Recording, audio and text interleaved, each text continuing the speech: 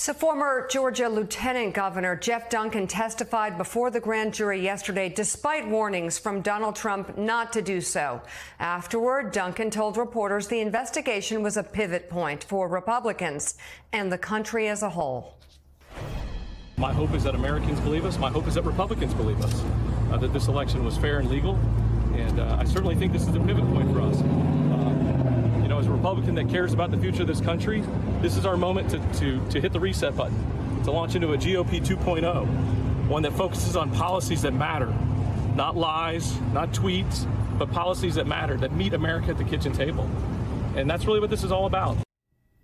Gene, that's a Republican, a rising star, a former rising star in the Republican Party. Before Trumpism, he probably would have been the next governor before Trumpism infected the party. I will say, though, I was very interested by Greg Bluestein's response to my question about why this happened in Fulton County, one of the most Democratic counties.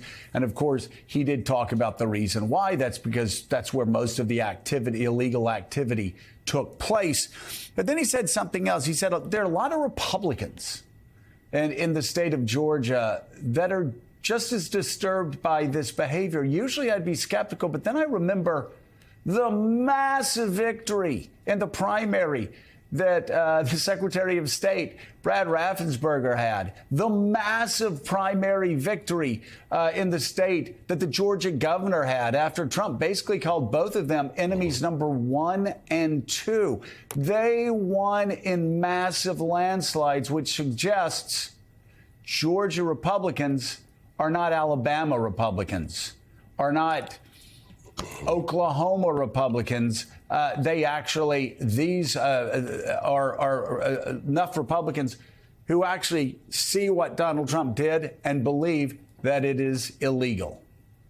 Yes, Republican officials in Georgia, from the governor down to Raffensperger, Jeff Duncan, Gabe Sterling, they stood firm against Trump's attempt to overturn the election. They stood firm for the integrity of the election, the electoral process.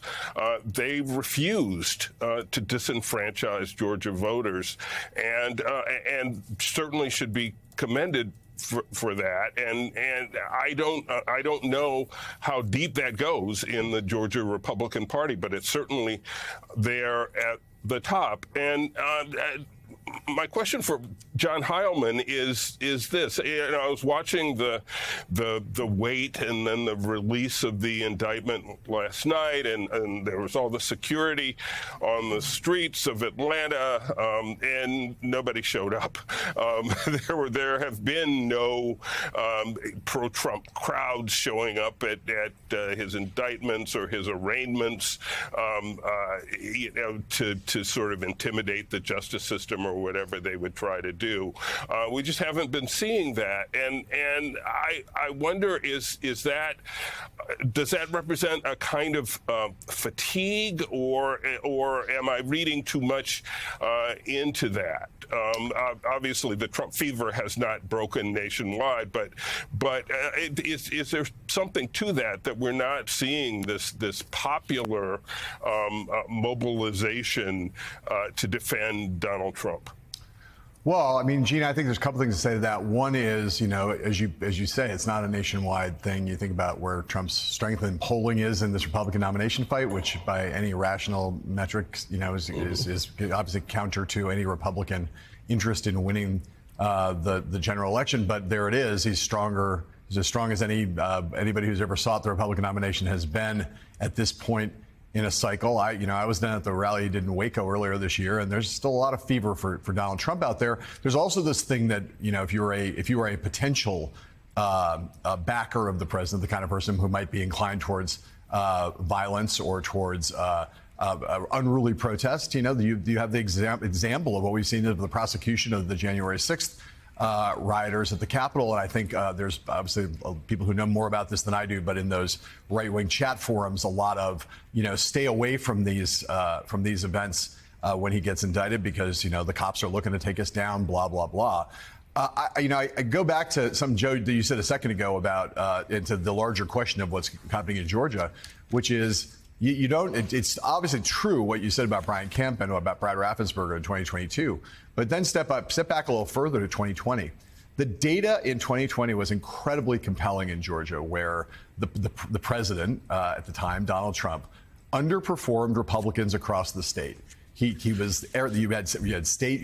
Republican congressmen, state legislators. Karl Rove has incredible depth on this question, and when he tries to make the argument for why Trump is unelectable, a thing that I know that you believe in 2024, it's because of the fact that there are all those Cobb County Republicans in Georgia who are embarrassed by Donald Trump and who didn't want him in 2020, and it's hard to believe that those suburban Republicans who turned away from Trump, stuck with the Republican Party, stuck with Kemp, stuck with Raffensperger later, those suburban Republicans now witnessing this spectacle are going to be more inclined to vote for Donald Trump in 2024 than they were in 2020. In fact, probably almost certainly they'll be less inclined. And that is another reason why Donald Trump it's not, never say never, but man, it's going to be really hard for Donald Trump to win Georgia. And without Georgia, very hard to become a Republican who wins 270 electoral votes. Well, and Mika, if you look at the history of Georgia since 2020, it squares up. Again, I know a lot of people don't like anecdotal evidence in politics. I do. I lived by it from the first door I knocked on back in January of 1994. Yeah.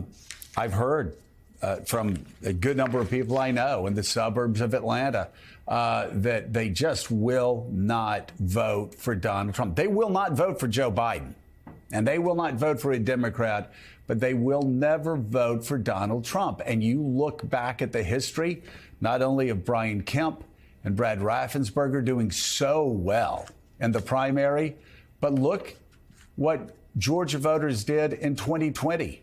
They elected one of the most progressive members, Ossoff, to the United States Senate from Georgia. They elected Warnock when Senate control was on the line.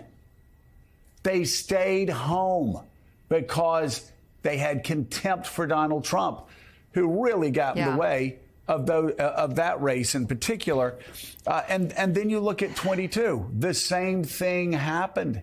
Not only did they reject Donald Trump in the 2020 presidential election because they stayed home, they did it with those two Senate races. They did it again and stayed home when Donald Trump tapped Herschel Walker to be his hand-appointed candidate in 22. So we've seen this time and time again. Republicans in the state of Georgia, again, not going left, just not going toward Trump.